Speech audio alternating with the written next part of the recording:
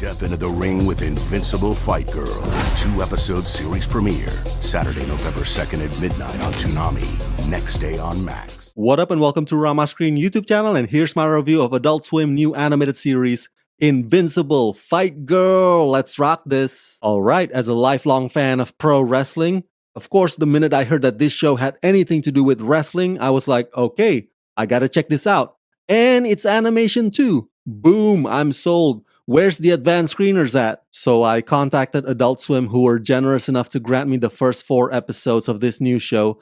And now that I've already watched them, I gotta say, for the most part, it was enjoyable. But there are small pockets about it that were kind of like just meh. The positives include the fact that the vibe and the style, especially for the wrestling matches, kind of emulate Street Fighter and Dragon Ball Z.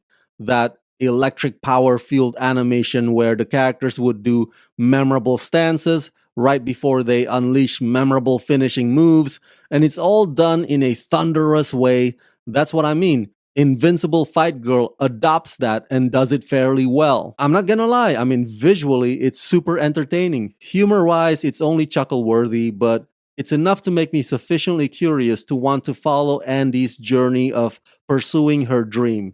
Now, as far as the downsides go, well, stick around, I'll explain more. Created and executive produced by Justin Gordon Montgomery. Invincible Fight Girl follows Andy, a young girl who dreams of becoming the greatest pro wrestler of all time. Assuming the wrestler alias Fight Girl, Andy sets out into the bizarre and colorful wrestling world, determined to make a name for herself. In her journey to wrestling stardom, Andy is joined by cynical retired champ Aunt P, the endearingly innocent wrestling analyst in the making Mikey, and the unscrupulous Craig, who is always scheming ways to find a profit from wrestling.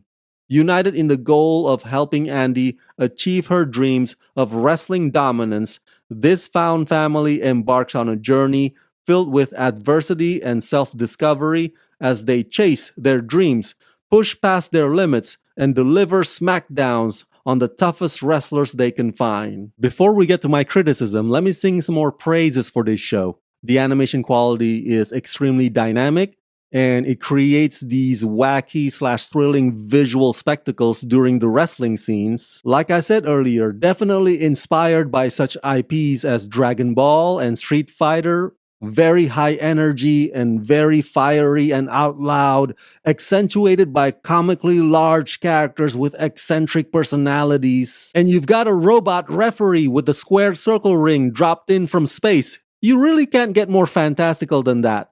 I was just giggling watching that whole thing. And this is not a One Piece Luffy type situation.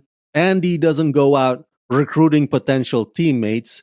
So the character development on how this unlikely friendship comes to be is pretty well fleshed out in these first few episodes. What I like the most about this particular girl boss story is that whenever hardship hits Andy, Andy doesn't cry. She channels it more through her rage. She gets really pissed off, which can be really hysterical because you know you're about to see something absurdly amusing on the receiving end of that anger. And there are some interesting themes that the story also plays with. In addition to not giving up, it's also okay to realize that you don't have what it takes, which is something you don't often hear from shows that want to promote individualism. Okay, so my criticism has to do with the fact that, yes, sure, at the beginning they incorporated a lot of wrestling moves, but then it gradually steps away from that and behaves more like kickboxing or mixed martial arts, which is fine if this was a story about Andy wanting to become a pro MMA fighter, but isn't this supposed to be about pro wrestling? And so that deviation I find a bit irritating. The narrative is also a bit wobbly at times when it could have been a bit more direct and concise, and the drawn-out wrestling sequences might be a touch excessive, but the eventual payoff tends to outweigh these moments. But hey, again, I've only watched the first 4 episodes, so in the subsequent episodes, hopefully the writers realize their mistakes and do some course correction, so to speak. So yeah, overall I give Invincible Fight Girl the rating of 3.5 out of 5. Despite all the flaws I mentioned to you, this is still an exciting new show.